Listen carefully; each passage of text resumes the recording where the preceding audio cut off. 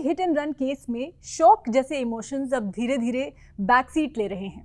3 दिन लगे और लोगों ने एक्सेप्ट कर लिया जो हुआ। 17 साल के अमीर नाबालिग लड़के ने 2 लोगों की जान ले ली। अब ये सेकेंडरी है। अब अगर कोई इमोशन दिख रहा है तो वो है गुस्सा कि उसने ऐसा क्यों किया, और उम्मीद कि इंसाफ मिलेगा।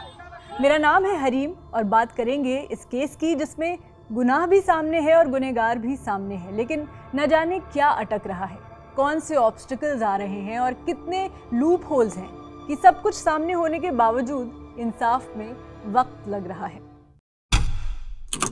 लूप होल नंबर 1, जब 200 किलोमीटर प्रति घंटे से भी ज्यादा की स्पीड से पोर्शे कार ने 2 मासूम लोगों को कुचला, उस गाड़ी में कौन था?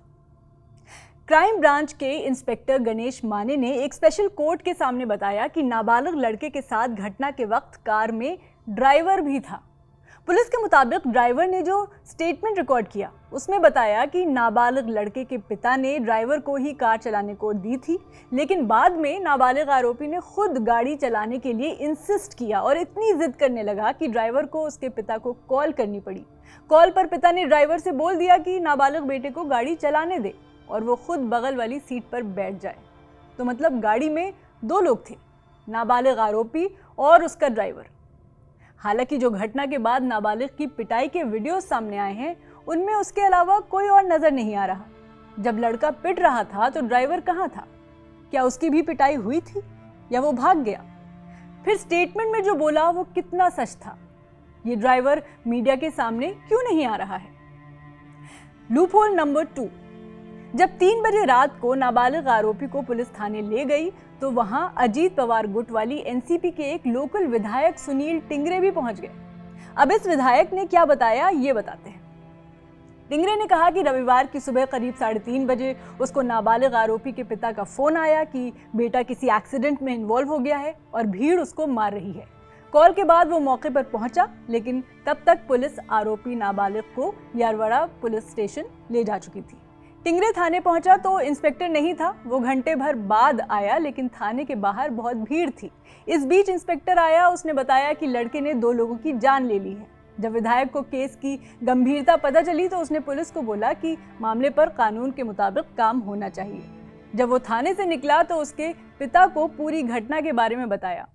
साथ ही विधायक टिंगरे ने यह भी बताया कि लड़के के पिता को भी केस में मौत के बारे में पुलिस स्टेशन पहुंचकर ही पता चला। टिंगरे ने बताया कि नाबालिग के पिता से थाने के बाहर मिलकर वो सुबह 6 बजे निकल गया। इस बीच उसकी नाबालिग लड़के से कोई मुलाकात नहीं हुई। अब सवाल ये कि अगर नाबालिग का पिता घटना के बाद पुलिस थाने पहुंच चुका था तो उसको पुलिस ने पकड़ा क्यों नहीं? टिंगरे एक विधायक है, क्या उसकी थाने में मौजूदगी से पुलिस किसी तरह के इन्फ्लुएंस में आ गई थी? लूप होल नंबर 3, यह हादसा हुआ देर रात करीब 2:30 बजे। पुलिस ने नाबालिग को 1 घंटे के अंदर पकड़ लिया, लेकिन शरीर में अल्कोहल की प्रेजेंस के लिए होने वाला ब्लड टेस्ट सुबह 11 बजे हो पाया, 8 घंटे के बाद। एक्सपर्ट्स का मानना है कि 8 घंटों में यूरिन के थ्रू अल्कोहल एनीवे शरीर से बाहर हो जाता है, जिससे रिपोर्ट नेगेटिव आनी तय है और ये आरोपी के फेवर में होगा। तो क्या जानबूझकर इस ब्लड टेस्ट में देरी की गई? Loop hole number 4, juvenile justice board ने नाबालिग लड़के को 15 घंटे के अंदर जमानत दे दी, कुछ शर्तों के साथ, जैसे वो 300 शब्दों का ऐसे लिखेगा, वो आरटीओ जाएगा और रूल्स एंड रेगुलेशंस पढ़ेगा, 15 दिन आरटीओ ऑफिसर को असिस्ट करेगा, डी एडिक्शन काउंसलिंग सेंटर जाएगा, साइकोलॉजिस्ट और साइकियाट्रिस्ट को कंसल्ट करेगा और बुरी कंपनी से दूर रहेगा। बेसिकली 4 महीनों में 18 साल का होने वाला ये नाबालिग 2 लोगों को मारने के बाद ये सब करके आराम से घूमता, फिर खुशी मनाता और फिर शराब के नशे में कुछ और कर देता। क्या फर्क पड़ रहा था उसको? लेकिन यहाँ सोशल मीडिया के स्ट्रॉन्ग गेम की दाद देनी होगी। जनता के गुस्से के बीच मामले ने ऐसा तूल पकड़ा कि करोड़पति पिता और उसके नाबालिग बेटे के हाथ पांव फूल गए होंगे अब। लेकिन क्या अगर पब्लिक ने ऐसा गुस्सा नहीं दिखाया होता तो ये या ऐसा कोई भी शख्स इतना बड़ा गुनाह करके खुल्लम खुल्ला घूमता रहता? लूप होल नंबर 5, पुलिस की रिव्यू पिटिशन के बाद जिस नाबालिग को बेल दे दी गई थी उसको समन किया गया और इस नाबालिग आरोपी को फिलहाल 5 जून तक के लिए ऑब्जर्वेशन होम में भेज दिया गया। लेकिन अब भी उस पर एडल्ट की तरह ट्रायल करने को लेकर फाइनल फैसला नहीं आया है।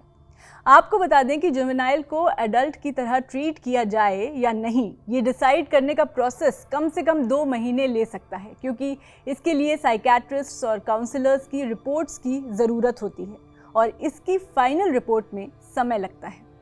Is it like buying more time for the accused? Loophole number 6। इस सब के बीच कई दूसरी रिपोर्ट्स भी सामने आ रही हैं। शरद पवार गुट की एनसीपी के एक विधायक की पत्नी सोनाली तानपुरे ने आरोप लगाया है कि ये लड़का स्कूल में उनके बेटे का क्लासमेट था और उनके बेटे को बुली करता था। उन्होंने ये तक कहा है कि इस लड़के से परेशान होकर उनको अपने बेटे का स्कूल तक बदलना पड़ा। इससे पहले नाबालिग आरोपी के दादा सुरेंद्र अग्रवाल का अंडरवर्ल्ड से कनेक्शन निकला। बताया जा रहा है कि 2021 में सुरेंद्र ने अपने भाई आर.के. अग्रवाल के साथ प्रॉपर्टी को लेकर विवाद निपटाने के लिए छोटा राजन से मदद मांगी थी। महाराष्ट्र के उप मुख्यमंत्री देवेंद्र फडणवीस ने कहा है कि इसकी भी जांच होगी। जब परिवार की हिस्ट्री ही ऐसी है तो गुनाह साबित करने में देर करने की कौन सी मजबूरी है। बेसिकली केस में ऐसी कई रिपोर्ट से ये समझ आ रहा है कि केस को कहीं ना कहीं डिले करने की कोशिश की जा रही है। एक करोड़पति रियल एस्टेट डेवलपर के बेटे को बचाने की कोशिश की जा रही है। वैसे क्या आपको पता है कि कोई नाबालिग अगर ऐसे केस में फंसता है तो उसे कानूनी भाषा में CCL कहते हैं, यानी child in conflict with law. Child, इस शब्द में ही कितनी इनोसेंस है, लेकिन कानून को क्या बोला जाए कि एक शख्स जो कुछ दिन में बालिग भी हो जाएगा, शराब पीता है, उस पर 45 से 60 हज़ार रुपए लुटाता है, नशे में गाड़ी चलाकर 2 लोगों की जान ले लेता है, उसको हमें child in conflict with law बोलना पड़ेगा, क्योंकि यही कानून है। ये बात आपको डाइजेस्ट हो रही है या नहीं, कमेंट में बताएं और स्विच को सब्सक्राइब करते जाएं।